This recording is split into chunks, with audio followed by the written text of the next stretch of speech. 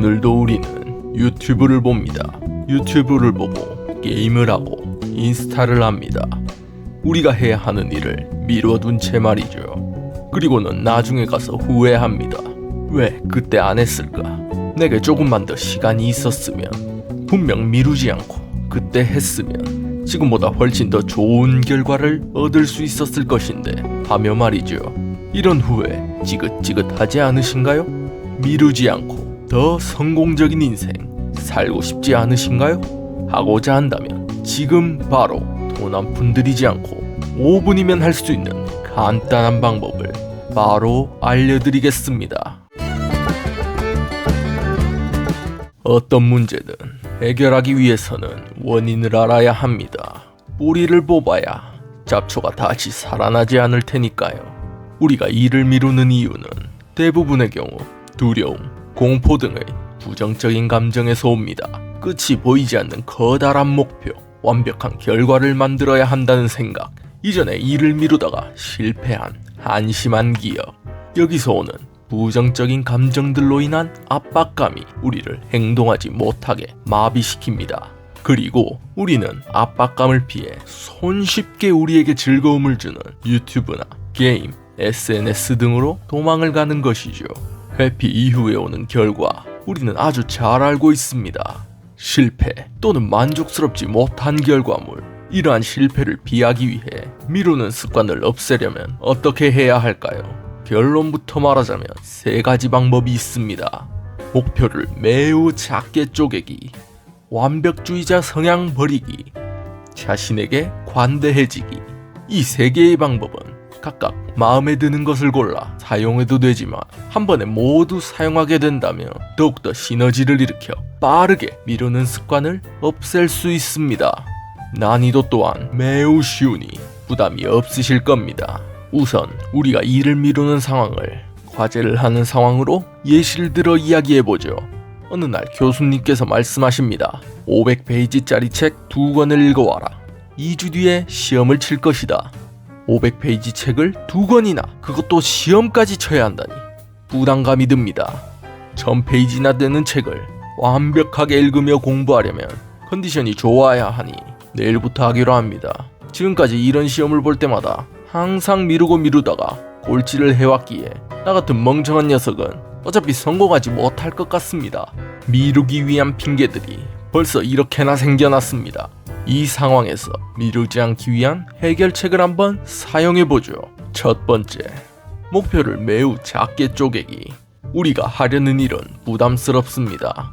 내 앞에 보이는 목표가 너무 거대하기에 과연 내가 끝낼 수 있을까? 압박감이 듭니다.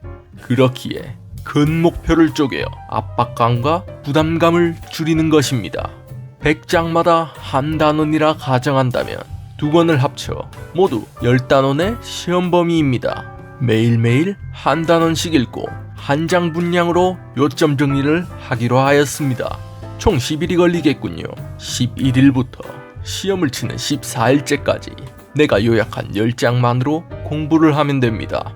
그냥 봐도 1000페이지를 공부하여 시험을 치는 것과 우선 10장으로 요약하고 그 10장으로 공부하여 시험을 보는 것, 어느 것이 부담이, 압박감이 덜할지는 말하지 않아도 아실 겁니다. 두 번째, 완벽주의자 성향 버리기. 대부분 우리의 도전은 처음 하는 일이거나 잘 모르는 범위를 새로이 개척하는 일입니다. 잘하기 어려운 일이라는 것이죠. 그러나 완벽주의자 성향을 가진 사람은 처음부터 모든 것이 완벽하기를 바랍니다. 오늘은 조금 피곤하니 내일부터 최상의 컨디션으로 공부하자는 생각. 1000장을 10장으로 요약하면 분명 안에 들어가지 않는 내용 또한 시험에 나올 수 있다. 정말 중요한 것들만 요약하면 10장으로 끝나겠지만 나는 완벽하게 끝내고 싶으니 덜 중요한 것도 모두 공부해야지라는 생각. 누구든 한 번쯤 해보셨을 겁니다. 오늘은 어차피 망했으니 내일부터 책에 나오는 것은 모두 중요하니 요약하지 말고 다 보자. 이러다가 시험 전날이 되어 벼락치기를 하게 되고 1000장이나 되는 책을 한 번도 다 읽지 못하고 시험을 치게 되는 겁니다. 결과야 뻔하죠. 세 번째, 자신에게 관대해지기. 우리는 이렇게 미루는 상황을 많이 겪었습니다. 자연히 나 자신에게 실망하고 어차피 안 될 거야 라는 부정적인 생각이 듭니다. 자신을 용서해야 합니다. 나도 할 수 있다는 생각, 긍정적인 생각은 분명 한번 실패했어도 다시 도전하게 하는 힘이 되어줄 수 있습니다. 그리고 이 단계에서 한 가지 말씀드릴 것은 나만이 아닌 대부분의 사람들 또한 일을 미루며 목표를 끝까지 완수하지 못합니다. 나만 그런 것이 아니라는 겁니다. 그러니 너무 자신에게 가혹하지 않아도 됩니다. 연습을 한다면 결국 나도 성공할 것이고, 최선을 다하고도 이를 미뤘다면 다시 한번 더 도전하면 되는 일입니다. 해결책들을 토대로 시험을 준비하는 과정을 봅시다. 내게는 2주의 시간이 있고 1000페이지의 책을 공부해야 합니다. 그러니 매일매일 오전에는 100페이지씩 책을 읽으며 중요한 부분에 밑줄을 칩니다. 오후에는 밑줄 친 부분을 모아 종이 한 장에 요약 정리를 합니다.